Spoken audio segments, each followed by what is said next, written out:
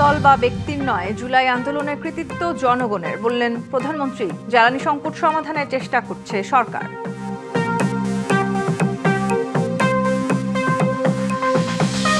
জুলাইকে এড়িয়ে নয়, পর্যালোচনা করেই হবে সংবিধান সংশোধন। বিশেষ কমিটিতে পরামর্শ নেওয়া হবে বিরোধী দলেরও, জানালেন স্বরাষ্ট্রমন্ত্রী। ছাড়া অন্য কিছু মেনে নেওয়া হবে না। জুলাইকে ভুলিয়ে দেওয়ার চেষ্টা হলে সব তছনছ করে দেওয়ার হুঁশিয়ারি জামায়াত আমিরের।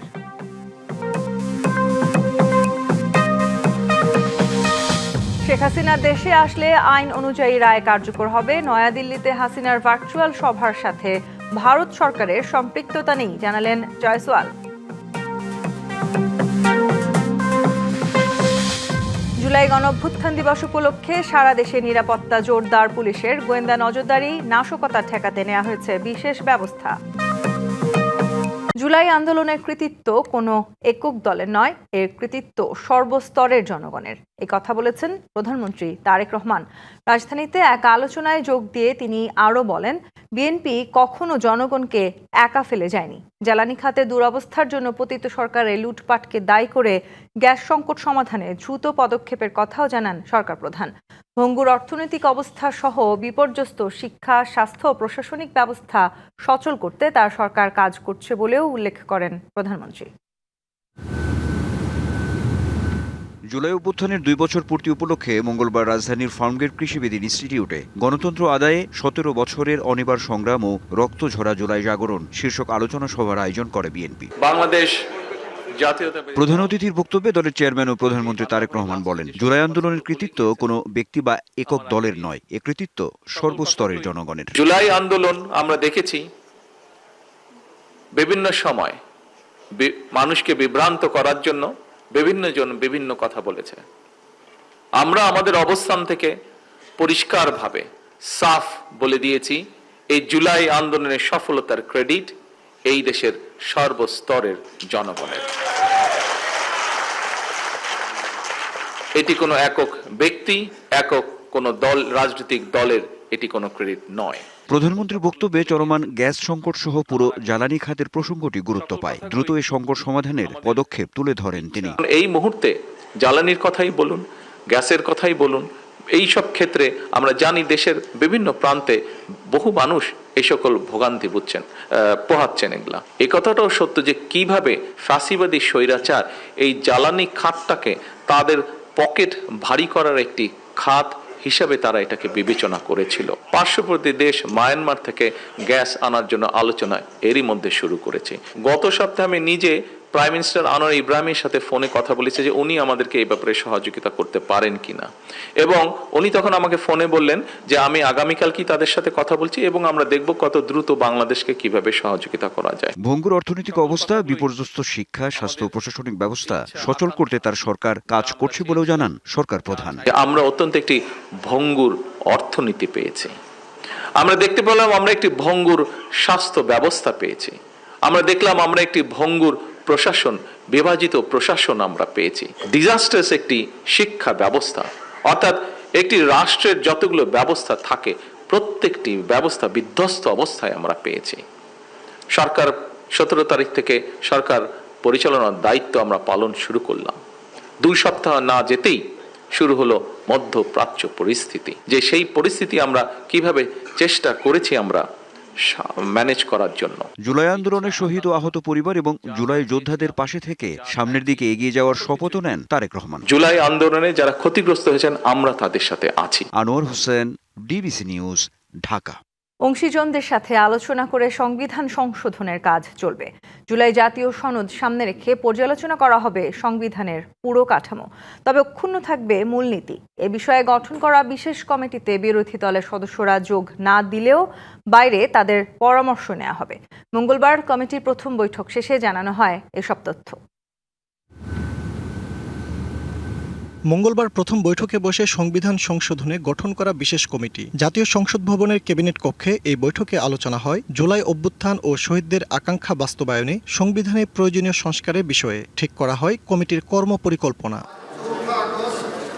পরে এ নিয়ে বিস্তারিত তুলে ধরেন আইনমন্ত্রী মোহাম্মদ আসাদুজ্জামান। জানান, জুলাই সনদকে এড়িয়ে সংবিধান সংশোধনের রাজনৈতিক মতাদর্শের প্রতিফলন ঘটানোর সুযোগ নেই। জুলাই সনদ একটা ডকুমেন্ট, ওই ডকুমেন্টের হারমোনিয়াস ইন্টারপ্রিটেশনটা ওখানেই বলে দেওয়া আছে। এখানে কোনো ইপস অ্যান্ড বাটের সুযোগ নাই, এখানে কোনো রকম ভিন্ন ব্যাখ্যা করার সুযোগ নাই। জুলাই সনদকে সামনে রেখে, জুলাই সনদকে বৃত্তায়ন করে, জুলাই সনদকে ধারণ করে, জুলাই চেতনাকে ধারণ করে আমার সংবিধান সংশোধনের পথে আমি এগিয়ে যাব। এর আগে কমিটির সভাপতি ও স্বরাষ্ট্রমন্ত্রী সালাউদ্দিন আহমদ বলেন, সংবিধান সংশোধনে চ্যালেঞ্জ নয় বরং প্রত্যাশা আছে। বলেন, জুলাই জাতীয় সনদ পূর্ণাঙ্গভাবে বাস্তবায়ন করতে চায় সরকার। আমরা সমাজের সকল সেকশনের সাথে আলোচনা করে তাদের মতামত নিয়ে জুলাই জাতীয় সনদ বাস্তবায়ন করব এবং জুলাই জাতীয় সনদের বাইরেও সমাজের যে সমস্ত প্রত্যাশা আছে থাকবে সেই সমস্ত বিষয়গুলো অ্যাড্রেস করব। সংবিধানের প্রস্তাবনা থেকে শুরু করে তফসিল পর্যন্ত সর্বত্র যা যা সংশোধনের প্রয়োজন সেই সমস্ত সংশোধনীগুলো আমরা ধারণ করে সেভাবে আমরা রিপোর্ট প্রণয়ন করব। আমরা সকল বিরোধী দলীয় যারা দল আছেন, সদস্য আছেন, তাদের সকলের পরামর্শ আমরা গ্রহণ করব। গেল 13 জুলাই 12 সদস্যের সংবিধান সংশোধন সম্পর্কিত বিশেষ কমিটি গঠন করে জাতীয় সংসদ। তবে ওই দিনই তা প্রত্যাখ্যান করে ওয়াকআউট করে বিরোধী দল। Fazle Rabbi Sourav, DBC news, Dhaka. 5ই অগস্ট জুলাই গণঅভ্যুত্থান দিবস যথাযোগ্য মর্যাদায় পালন উপলক্ষে জাতীয় পর্যায়ে বিভিন্ন কর্মসূচি গ্রহণ করা হয়েছে। এদিন দেশের 64 জেলায় জুলাই শহীদ স্মৃতিস্তম্ভে পুষ্পস্তবক অর্পণ করা হবে।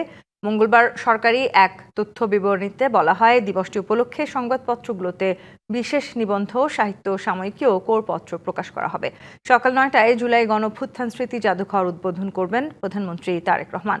এরপর বেলা 11টায় ঢাকার বাংলাদেশ চীন মৈত্রী সম্মেলন কেন্দ্রে জুলাই শহীদ পরিবার এবং জুলাই যোদ্ধাদের সংবর্ধনা দেওয়া হবে। আলোচনা অনুষ্ঠানে প্রধান অতিথি থাকবেন ভারপ্রাপ্ত রাষ্ট্রপতি হাফিজউদ্দিন আহমদ বীর বিক্রম।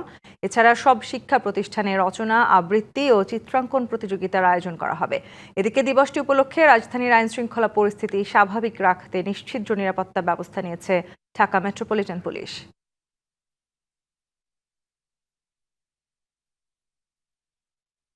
আগামীকাল জুলাই স্মৃতি জাদুঘর আনুষ্ঠানিকভাবে উদ্বোধন করবেন প্রধানমন্ত্রী তারেক রহমান। মঙ্গলবার সকালে সচিবালয়ে এক সংবাদ সম্মেলনে সংস্কৃতি মন্ত্রী নিতাই রায়চৌধুরী এসব তথ্য জানিয়েছেন। সংবাদ সম্মেলনে মন্ত্রী আরও জানান, প্রধানমন্ত্রী আনুষ্ঠানিকভাবে উদ্বোধনের পর জাদুঘরটি কেবল শহীদ পরিবারের সদস্যদের পরিদর্শনের জন্য উন্মুক্ত থাকবে। এরপর 6 অগস্ট থেকে সর্বসাধারণ প্রবেশ করতে পারবেন এই জাদুঘরে। পরিদর্শন ফি প্রাপ্তবয়স্কদের জন্য 50 টাকা এবং শিশুদের জন্য 25 টাকা নির্ধারণ করা হয়েছে। এক প্রশ্নের জবাবে মন্ত্রী বলেন, জুলাই স্মৃতি জাদুঘর নির্মাণ ও পরিচালনায় কোনো অনিয়ম হয়ে থাকলে তা তদন্ত করা হবে। তদন্তে কেউ দোষী সাব্যস্ত হলে কঠোর আইনি ব্যবস্থা নেওয়া হবে বলে জানান মন্ত্রী।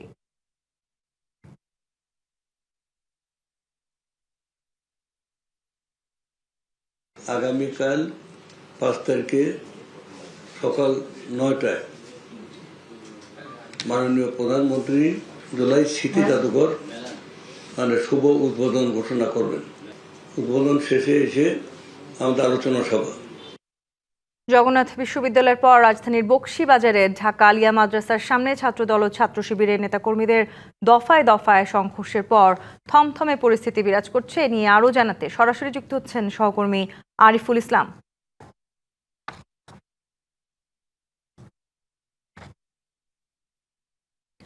আরিফ, এই মুহূর্তে আসলে সেখানে পরিস্থিতি কেমন দেখছেন, সেই সাথে একটু জানাবেন যে আইন শৃঙ্খলা পরিস্থিতির আসলে কি অবস্থা, আইন শৃঙ্খলার সদস্যরা সেখানে মোতায়েন হয়েছেন কিনা?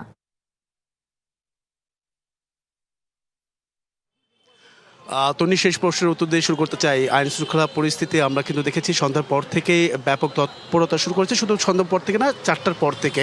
এমনকি আমরা এখনও সেই অবস্থান ধরে রাখতে দেখেছি আইন শৃঙ্খলা বাহিনীদের, যাতে করে কোনো প্রকার বিশৃঙ্খলার সৃষ্টি না হয়। এমনকি আমি যদি একটু বলতে চাই, এখন আলিয়া মাদ্রাসার যে বর্তমান অবস্থা, সেই বর্তমান অবস্থায় একটু দেখানোর চেষ্টা করব যে এখনও থমথমে অবস্থা বিরাজ করছে। এমনকি আমি 7টার খবরে যে সংবাদ বা খবর দেওয়ার চেষ্টা করেছিলাম যে এখানকার যারা ছাত্রদলের নেতাকর্মী যারা অবস্থান নিয়েছেন, তারা মূলত অবস্থান নিয়েছেন যাতে করে আর কোনোভাবেই কোনো ধরনের বিশৃঙ্খলা সৃষ্টি না করতে পারে, এমনকি কোনো তাদের যে ছাত্রদলের নেতাকর্মী কারোর উপরে যাতে হামলা না হয়, সেই হামলা প্রতিবাদে কিন্তু তারা কঠোর অবস্থানে রয়েছে আইনশৃঙ্খলা বাহিনীর পাশাপাশি। এছাড়াও তারা বলছেন বরাবরই যে উদ্দেশ্যপ্রণীতভাবে এমনকি বিভিন্ন ধরনের গুজব রটানোর মাধ্যমে এই ধরনের যে সহিংসতাপূর্ণ আচরণ ছাত্র শিবিরের, সেটা কিন্তু তারা বরাবরই বলে যাচ্ছেন। এমনকি এটাও বলছেন ছাত্রদলের নেতাকর্মীরা। তারা কিন্তু আমাদেরকে জানিয়েছেন যে এই সংঘর্ষের ফলে তাদের বেশ কয়েকজন আহত হয়েছে, তবে তার মধ্যে গুরুতর আহত হয়েছে 3 জনকে, তাদেরকে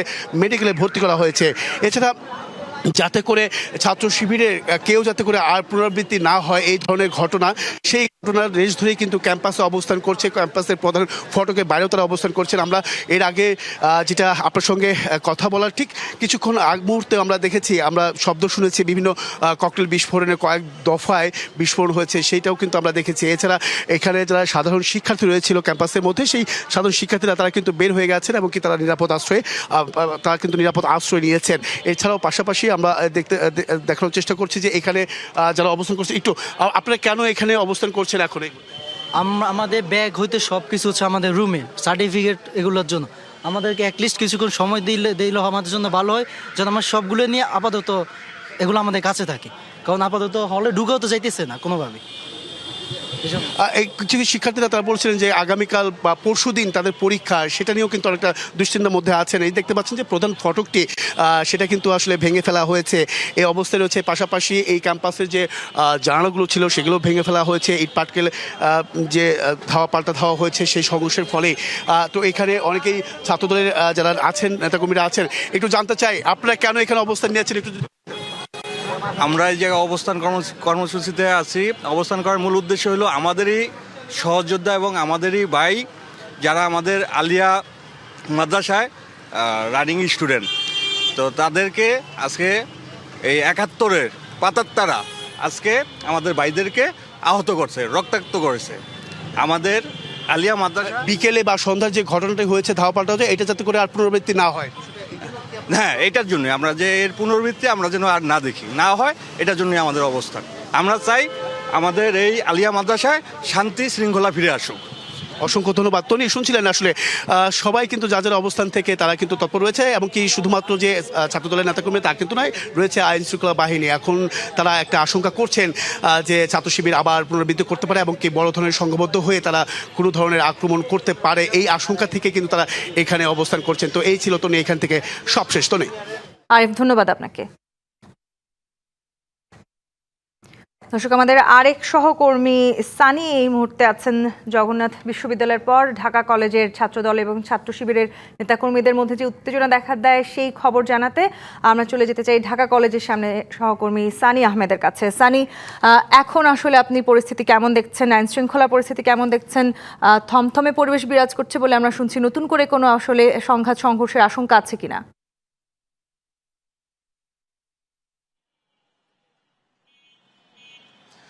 তুমি আমি ঠিক সন্ধ্যার আগ মুহূর্ত থেকে এখানে ঢাকা কলেজের সামনে অবস্থান করছি। আপনি জানেন যে সারাদিনে প্রায় 4 বার সংঘর্ষে এখানে মুখোমুখি হয়েছিল ছাত্র শিবির এবং ছাত্র দল। ঠিক আপনার সাথে যখন যুক্ত হয়েছি ঠিক তার থেকে 1 থেকে দেড় মিনিট আগে এখান থেকেই ছাত্র দলের সব নেতাকর্মীরা কলেজের মধ্যে চলে যায় এবং তারা আবারও হয়তো কিছুক্ষণ পরে এখানে আসবে। এখানে পুরোপুরি অবস্থাটা থমথমে অবস্থা বিরাজ করছে। যেহেতু আপনি জানেন যে নিউ মার্কেটের আশেপাশে যে মার্কেটগুলো, শপিং মলগুলো রয়েছে সেগুলো আজকে মঙ্গলবার থাকা বন্ধ, এবং একই সাথে এখানে দফায় দফায়, অর্থাৎ যদি স্পেসিফিক ভাবে বলি যে 4 বার এই যে সংঘর্ষ ছাত্র দল এবং ছাত্র শিবিরের মধ্যে যে সংঘর্ষ হয়েছে, তারপর থেকেই সে দুপুরের পর থেকে এই গোটা এলাকাটা থমথমে অবস্থায় বিরাজ করছে। আপনাকে যদি জানিয়ে রাখি যে পুলিশ এই মুহূর্তে ঢাকা কলেজের দুই পাশে, অর্থাৎ একদিকে সায়েন্স ল্যাব এবং নিউ মার্কেটের দিকেও বিপুল সংখ্যক আইন শৃঙ্খলা বাহিনী মোতায়েন করা হয়েছে, এবং আপনি দেখছেন যে দফায় দফায় এখানে বিএনপির যে অঙ্গ সংগঠনগুলো রয়েছে সেই সব অঙ্গ সংগঠনগুলো কিন্তু এখানে এসে তারা মিছিল করছেন। তাদের যে 11 জন আহত হয়েছে সেই তাদের কথা বলছেন, এবং একই সাথে আপনাকে যদি জানিয়ে রাখি যে আপনি দেখতে পাচ্ছেন একটি বিএনপির একটি অঙ্গ সংগঠনের মিছিল তারা এখনো করছেন, এবং একই সাথে জানিয়ে রাখি যে জামায়াত ইসলামী যে অঙ্গ সংগঠন ছাত্র শিবিরের তারা কিন্তু 1 জন আহত হয়েছে বলে আমরা খোঁজ পেয়েছি। এবং আপনারা দেখছেন যে এরকম দফায় দফায়, অর্থাৎ যুব দল, স্বেচ্ছাসেবক দলের বিভিন্ন নেতাকর্মীরা এখানে আসছেন, এবং আসার পরে তারা মিছিল করছেন। যারা ঢাকা কলেজ ছাত্র দলের নেতাকর্মী রয়েছেন তাদের সাথে কথা বলছেন, এবং এই যে মিছিলগুলো দেখছেন এই গোটা মিছিলটাই আসলে গোটা মিছিলে আসলে এরকম ছাত্রদলের নেতাকর্মীদের সাথে কথা বলছেন, এসে তাদের সাথে কুশল বিনিময় করছেন। তো তন্নি, এই ছিল আমার কাছে এখান থেকে সর্বশেষ তথ্য। সানি, ধন্যবাদ আপনাকে।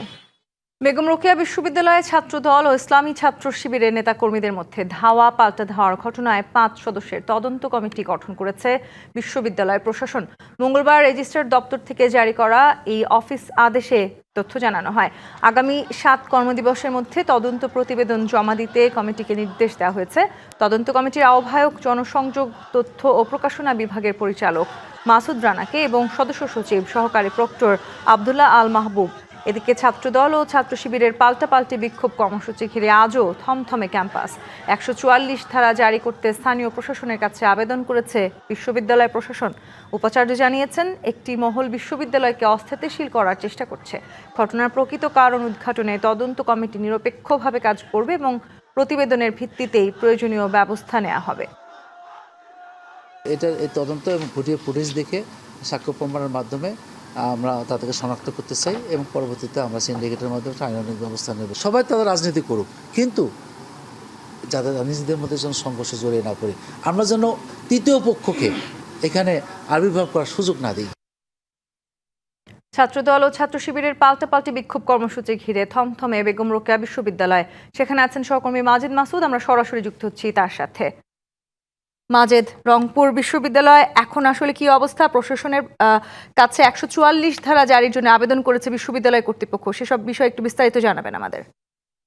তন্নি, এই মুহূর্তে পরিস্থিতি কিছুটা শান্ত রয়েছে। আমরা দেখেছি কিছুক্ষণ আগেই কিন্তু এখানে ছাত্রদলের যারা নেতাকর্মী ছিলেন তারা এবং ছাত্র শিবিরের নেতাকর্মীরা কিন্তু অবস্থান নিয়েছিল, কিন্তু প্রশাসনের তৎপরতায় এবং তাদের হস্তক্ষেপের কারণে পরিস্থিতি কিছুটা শান্ত রয়েছে। ছাত্র শিবির এবং ছাত্রদলের নেতাকর্মীরা এরই মধ্যে তারা কিন্তু নিজ নিজ অবস্থানে চলে গেছেন। কিছু সংখ্যক নেতাকর্মীকে আমরা দেখছি, ছাত্রদলের নেতাকর্মী যারা বিশ্ববিদ্যালয় ক্যাম্পাসের মূল ফটকে তারা বসে আছেন বা বিক্ষিপ্তভাবে ঘোরাঘুরি করছেন।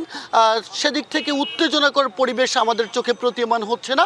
আর যেটি বলছিলেন 144 ধারা জারির ব্যাপারে বিশ্ববিদ্যালয় প্রশাসন স্থানীয় প্রশাসনের কাছে একটি লিখিত আবেদন দিয়েছিল। এর প্রেক্ষিতে স্থানীয় প্রশাসন তারা বিষয়টি খতিয়ে দেখছে যে আসলেই 144 ধারা জারির প্রয়োজনীয়তা আছে কিনা, তারা সেটা খতিয়ে দেখে ব্যবস্থা গ্রহণ করবে।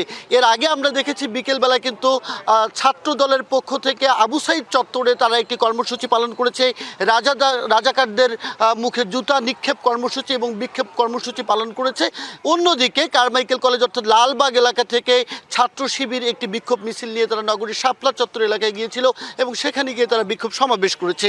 আসলে ছাত্রদল যে বিষয়টি বলবার চেষ্টা করছে, গতকাল এখানে জুলাই প্রদর্শনী নামে একটি অনুষ্ঠানে একটি ব্যানারকে কেন্দ্র করে দুপক্ষের মধ্যেই উত্তপ্তকর পরিস্থিতি তৈরি হয়। সে সময়ের পরে ছাত্রদলের এক নেতাকর্মীর উপর ছাত্র শিবিররা হামলা চালায় বলে ছাত্রদল অভিযোগ করে এবং পরবর্তীতে ছাত্রদলকে চ্যালেঞ্জ ছুড়ে দেয় ছাত্র শিবির যে তাদের অস্তিত্ব বেগম রোকেয়া বিশ্ববিদ্যালয়ে রাখবে না, এবং সেই অস্তিত্বের এবং সেই যে চ্যালেঞ্জ, সেই চ্যালেঞ্জের মোকাবেলা করতেই আজকে ছাত্রদল অবস্থান নিয়েছিল। আমরা একজন ছাত্রদলের নেতার সাথে কথা বলতে চাই, একটু আপনার কাছে জানতে চাই বর্তমান কি পরিস্থিতি এবং আপনাদের অবস্থান কি?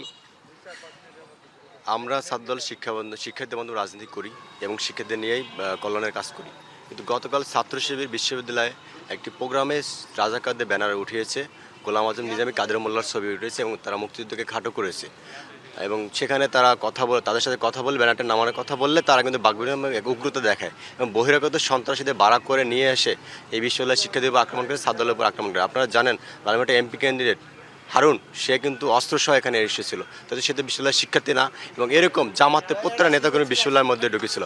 আমরা কিন্তু সর্বোচ্চ ধৈর্যের পরীক্ষা দিয়েছি। আমরা যদি চাইতাম তাহলে এখন আপনাদের অবস্থান কি? এখন আমাদের অবস্থান এগুলো আছে, আমরা কিন্তু সর্বোচ্চ ধৈর্য পরীক্ষা দিয়েছি। আজকে আমরা অবস্থান শিবির যে শিবির প্রোগ্রাম দিয়েছে, আমরা তার প্রেক্ষিতে আমরা অবস্থান নিয়ে আসি, কিন্তু শিবির এখন পর্যন্ত তারা আসতে পারেনি, তারা ভয়ে পালিয়ে গেছে। আবু সাইদ চত্বরে আসেনি, বিশ্ববিদ্যালয় গেটেও আসেনি। আমরা ক্যাম্পাস আপনারা দখলে রেখেছেন, অর্থাৎ তন্নি আমরা যে বিষয়টি দেখেছি ছাত্র শিবির যে ব্যাপারটি বলছে, তারা আসলে শান্তিপূর্ণ আন্দোলন করতে চায় বলেই তাদের পূর্ব নির্ধারিত রুট পরিবর্তন করে আজকে লালবাগ থেকে শাপলা চত্বর পর্যন্ত বিক্ষোভ মিছিল করেছে। আর ছাত্রদল ক্যাম্পাসের সামনে অবস্থান নিয়ে তারা ছাত্র শিবিরের যে চ্যালেঞ্জ, সেই চ্যালেঞ্জকে মোকাবেলা করবার জন্য তাদের শক্তিমত্তা প্রদর্শন করেছে। এই মুহূর্তে স্থানীয় প্রশাসন এবং বিশ্ববিদ্যালয় প্রশাসনের হস্তক্ষেপে পরিস্থিতি কিছুটা শান্ত রয়েছে, তবে এখনও কিন্তু উত্তেজনা, চাপা উত্তেজনা যেটি, সেটি আমরা লক্ষ্য করছি। গতকাল মধ্যরাত পর্যন্ত আসলে দফায় দফায় ধাওয়া পাল্টা ধাওয়ার ঘটনা ঘটেছে। আজকে আসলে কি হয় সেটি দেখবার ব্যাপার। তন্নি, মাজেদ, ধন্যবাদ আপনাকে। রাজধানীর বিভিন্ন স্থানে ছাত্রদল ও ছাত্র শিবিরের নেতাকর্মীদের সাথে সংঘর্ষের ঘটনায় বিক্ষোভ মিছিলের পর পুরানা পল্টনে বাংলাদেশ ইসলামী ছাত্র শিবিরের কেন্দ্রীয় কার্যালয়ে সংবাদ সম্মেলনে কথা বলছেন সংগঠনটির সভাপতি নুরুল ইসলাম সাদ্দাম। সরাসরি চলে যাচ্ছি সেখানে। ৩, আহতদের সুচিকিৎসা নিশ্চিত করতে হবে। তালাবদ্ধ হল মুক্ত করে সাধারণ শিক্ষার্থীদের মেধার ভিত্তিতে হল বন্টন করতে হবে। দ্বিতীয় ক্যাম্পাসের কাজ, জগন্নাথ বিশ্ববিদ্যালয়ের দ্বিতীয় ক্যাম্পাসের কাজ সেনাবাহিনীর হাতে হস্তান্তর করতে হবে। আজকের এই সংকটময় মুহূর্তে আমরা দেশের সকল শিক্ষার্থী ও সাধারণ ছাত্র সংগঠনগুলোকে ঐক্যবদ্ধ হওয়ার আহ্বান জানাচ্ছি। এই বর্বরোচিত হামলার অবিলম্বে সুষ্ঠু বিচার না হলে দেশের গণতান্ত্রিক অগ্রযাত্রা চরমভাবে বাধার মুখে পড়বে এবং শিক্ষাঙ্গন সহ দেশ জুড়ে এক গভীর অস্থিতিশীলতা তৈরি হবে, যার সম্পূর্ণ দায় এই বর্তমান সরকারকেই বহন করতে হবে। আমরা আজকের সারাদিনে এই বর্বরোচিত হামলার প্রতিবাদে আগামীকাল সকাল 9টায় শহীদ মিনার থেকে রাজু ভাস্কর্য পর্যন্ত ছাত্র গণ জামায়াত আমরা পালন করব এবং এই গণ জামায়াত থেকে শিক্ষার্থীদের পক্ষ থেকে, ইসলামী ছাত্র শিবিরের পক্ষ থেকে সরকারের প্রতি আজকের এই ন্যক্কারজনক হামলার বিচারের দাবি জানাবো এবং সামগ্রিকভাবে এই জাতীয় হামলাগুলোর পুনরাবৃত্তি যেন না হয় এই ব্যাপারে সরকারের প্রতি দৃষ্টি আকর্ষণ করছি। কারণ আপনার ক্ষমতার মসনদ খুবই পিচ্ছিল, ক্যাম্পাসগুলোকে যদি আপনি অস্থিতিশীল করেন আপনার ওই মসনদও খুব বেশি দিন টিকে থাকা আপনার জন্য সম্ভব হবে না। আপনারা দেখেছেন এই হামলার সিনারিওগুলো আমাদের সামনে এসেছে, আমরা কিছু জিনিস আপনাদের কাছে নিয়ে আসছি। হাসপাতালে যে হামলাগুলো চালানো হয়েছে এগুলো আগস্ট মাসের 15ই জুলাই এবং বিভিন্ন সময় এই হামলাগুলো ছাত্রলীগ চালাতো। ইভেন আজকের যে দিন 2 বছর আগে আগস্টের এই সময়ে একই হাসপাতালে জুলাইয়ের এই 35শে জুলাই বা 34শে জুলাইয়ের সময়গুলোতে এই হাসপাতালগুলোতে হামলা চালিয়েছিল ছাত্রলীগ। সেই একই স্টাইলে ছাত্রদল এই হামলাগুলো চালিয়েছে। আজকে হাসপাতালের এমার্জেন্সি রুমগুলোতে ঢুকেছে, সাধারণ রোগীদের উপরে তারা হামলা করেছে। এই হচ্ছে তাদের রিয়েল চিত্র, অর্থাৎ ছাত্রলীগের একেবারেই হুবহু অনুকরণ করছে এই ছাত্রদল। জুলাই গণহত্যার বিচার না হলে দেশে নতুন নতুন ফ্যাসিবাদের জন্ম হবে। জুলাইকে ভুলিয়ে দেওয়ার পরিকল্পনা হলে দেশবাসীকে নিয়ে সবকিছু তছনছ করে দেওয়া হবে, এমন হুঁশিয়ারি দিয়েছেন বিরোধী দলীয় নেতা ও জামায়াত ইসলামীর আমির ডাক্তার শফিকুর রহমান। তিনি বলেন, জনগণ যে রায় দিয়েছে সেটাই মানতে হবে, আলাদা কোনো রায় মেনে নেওয়া হবে না। শাহবাগে জাতীয় জাদুঘরে জুলাই ডকু ফিল্ম প্রতিযোগিতা পুরস্কার বিতরণ অনুষ্ঠানের আয়োজন করে ইসলামী ছাত্র শিবির। এতে প্রধান অতিথি হিসেবে যোগ দেন জামায়াত ইসলামীর আমির ও বিরোধী দলীয় নেতা ডাক্তার শফিকুর রহমান। এ সময় জুলাই গণহত্যার বিচারে জোর দিয়ে তিনি হুঁশিয়ারি দেন, সঠিক পথে না থাকলে খারাপ পরিণতি ভোগ করতে হবে সরকারকে। যদি খুনি এবং জুলুমবাজদের বিচার না হয় তাহলে এই জাতির মধ্যে আরো বেশি বেশি করে খুনি তৈরি হবে। ফ্যাসিবাদ বিদায় নেবে, আরেক ফ্যাসিবাদ তার জায়গা দখল করবে। আমরা ওই রূপান্তরটা চাইনি। এই জাতি অতীতে যাদেরকে সঠিক পথে এনেছে আপনাদেরকেও সঠিক পথে আসতে তারা বাধ্য করবে, অথবা অতীতের ফ্যাসিস্টদের যে পরিণতি হয়েছে সেই পরিণতি আপনাদেরকে ভোগ করতে হবে। এর আগে সিডাপ মিলনায়তনে জুলাই বিপ্লব 2024 বইয়ের মোড়ক উন্মোচন অনুষ্ঠানে ডাক্তার শফিকুর রহমান বলেন, জুলাইকে ভুলিয়ে দেওয়ার চক্রান্ত সফল হতে দেওয়া হবে না, জনতার রায় মানতে হবে সরকারকে। তাইলে কি জুলাইকে ভুলিয়ে দেওয়ার একটা নিরন্তর উল্টা সংগ্রাম শুরু হয়েছে? যদি সেই রকম কোনো সংগ্রাম হয়ে থাকে, আমরা মহান আল্লাহর উপর ভরসা করে বলছি, দেশবাসীকে সাথে নিয়ে এই সমস্ত কিছু ইনশাআল্লাহ তছনছ করে দেওয়া হবে। আমাদের সোজা সাপটা কথা, জনগণ যে রায় দিয়েছে এইটাই মানতে হবে, আমাদের আলাদা কোনো রায় নাই। যে জুলাই যোদ্ধাদের কারণে আজকে আপনি সরকার, সেই জুলাই যোদ্ধাদের চোখগুলা কেড়ে নেবেন না। জামায়াত আমির আরো বলেন, আধিপত্যবাদের কাছে কখনো মাথা নত করতে রাজি নন তারা। মুক্তিযোদ্ধার নির্ভুল তালিকা প্রস্তুত না হওয়ায় জাতির জন্য দুঃখজনক বলেও মন্তব্য করেন তিনি। এতগুলা সরকার আসলো গেল, সবাই দাবি করেন যে আমরা মুক্তিযুদ্ধের stake holder. Hasan Al Mamun, DBC news, Dhaka. ক্ষমতাচ্যুত প্রধানমন্ত্রী শেখ হাসিনা দেশে আসলে আইন অনুযায়ী রায় কার্যকর করা হবে বলে জানান আন্তর্জাতিক অপরাধ ট্রাইব্যুনালের চিফ প্রসিকিউটর আমিনুল ইসলাম। আরও জানান, জুলাই গণ অভ্যুত্থান সংশ্লিষ্ট মামলাগুলোর বিচার আগামী 1 বছরের মধ্যে শেষ করার লক্ষ্য নিয়ে কাজ করছে প্রসিকিউশন। মঙ্গলবার ট্রাইব্যুনালের ব্রিফিংয়ে তিনি আরও বলেন, চলতি মাসে 3টি মামলার রায় হতে পারে। ট্রাইব্যুনালে দ্রুত সময়ে স্বচ্ছতা ও নিরপেক্ষতায় আন্তর্জাতিক মান বজায় রেখে বিচার হচ্ছে। এদিকে পলাতক আসামিদের সম্পত্তি বাজেয়াপ্ত সহ জরিমানার আদেশগুলো দ্রুত বাস্তবায়ন শুরু করা হচ্ছে বলেও জানান আমিনুল ইসলাম। এছাড়াও শেখ হাসিনার ঘৃণাসূচক বক্তব্য গণমাধ্যমে প্রচারে আদালতের নিষেধাজ্ঞা রয়েছে বলেও জানান তিনি। উনি বক্তব্য দেখ অথবা না দেখ, তাতে আমাদের এই ট্রাইব্যুনালের সাথে তো এইসব কাজের কোনো সম্পর্ক নেই। আমাদের দরকার হচ্ছে যে উনি দণ্ডপ্রাপ্ত। আমাদের সরকারের এখন কাজ হচ্ছে এই রায়টা কিভাবে বাস্তবায়ন করা যায়। সেই বাস্তবায়ন করতে গেলে তাকে আনার একটা ব্যাপার থাকে, আর তাকে যদি আনা না যায় বাস্তবায়নটা দেরি হবে। ভারতের নয়াদিল্লিতে শেখ হাসিনার ভার্চুয়াল সভা বা রাজনৈতিক কর্মকাণ্ডের সাথে দেশটির সরকারের কোনো সংশ্লিষ্টতা নেই বলে স্পষ্ট করেছে নয়াদিল্লি। বুধবার নিয়মিত ব্রিফিংয়ে এসব কথা জানান দেশটির পররাষ্ট্র মন্ত্রণালয়ের মুখপাত্র রণধীর জয়সওয়াল। আরও বলেন, বিমস্টেকের সভাপতি হিসেবে নয়াদিল্লিতে অনুষ্ঠিত হতে যাওয়া 18তম ব্রিক্স শীর্ষ সম্মেলনের আউটরিচ সেশনে বাংলাদেশের প্রধানমন্ত্রী তারেক রহমানকে আমন্ত্রণ জানানো হয়েছে। আলোচনা সভাটি একটি বেসরকারি আয়োজন। এর সাথে ভারত সরকারের কোনো ধরনের সম্পর্ক নেই। ওই মঞ্চের কোনো মতামতকে সরকার সমর্থনও করে না। শেখ হাসিনার দেশে ফেরা নিয়েও আমাদের কোনো মন্তব্য নেই। আর দেশের 54টি অভিন্ন নদী ও গঙ্গা চুক্তি নিয়ে বিদ্যমান যৌথ নদী কমিশন এবং দ্বিপক্ষীয় কাঠামোর মাধ্যমেই আলোচনা হবে। 5ই আগস্ট জুলাই গণঅভ্যুত্থান দিবস উপলক্ষে সারা দেশে নিরাপত্তা জোরদার করেছে পুলিশ। রাজধানী সহ গুরুত্বপূর্ণ এলাকায় বাড়ানো হয়েছে গোয়েন্দা নজরদারি। সাম্প্রতিক বোমা উদ্ধার ও অন্যান্য নিরাপত্তা ইস্যু মাথায় রেখে আইনশৃঙ্খলা বাহিনী বলছে, যে কোনো ধরনের নাশকতা ঠেকাতে নেওয়া হয়েছে বিশেষ ব্যবস্থা। জুলাই গণঅভ্যুত্থান দিবস দিনটি ঘিরে সরব রাজনৈতিক অঙ্গন। দিনভর থাকছে নানা আনুষ্ঠানিকতা। তবে এর মাঝেই রাজধানী সহ দেশের বিভিন্ন জায়গায় হামলা, বোমা উদ্ধার সহ বেশ কিছু ঘটনা উদ্বেগ বাড়িয়েছে। দিবসটিকে কেন্দ্র করে যে কোনো ধরনের নাশকতা, অপ্রীতিকর ঘটনা বা জননিরাপত্তা বিঘ্নিত হওয়ার আশঙ্কা মোকাবেলায় নজরদারি বাড়িয়েছে পুলিশ। আতঙ্কিত শব্দটা এটা হচ্ছে কি, যেহেতু আমরা সামাজিক যোগাযোগ মাধ্যমে বর্তমানে এটা মানুষ খুব ব্যবহার করে, তো কোনো একটা ইস্যু ঘটলে যেটা হয় সেন্সিটাইজ হয় এবং ভাইরাল হয়। এই কারণে আতঙ্কিত হওয়ার মতো ইস্যু অনেকেই মনে করে, কিন্তু পরিস্থিতি আসলে আমাদের কাছে আমরা যেটা অ্যাসেসমেন্ট করেছি, পরিস্থিতি স্বাভাবিক। রাজধানীতেও নিরাপত্তা জোরদারের পাশাপাশি মাঠে কাজ করছে একাধিক গোয়েন্দা সংস্থা। পুলিশের ভাষ্য, সম্ভাব্য ঝুঁকি মোকাবেলায় গোয়েন্দা তথ্য সংগ্রহ ও পর্যবেক্ষণ অব্যাহত রয়েছে।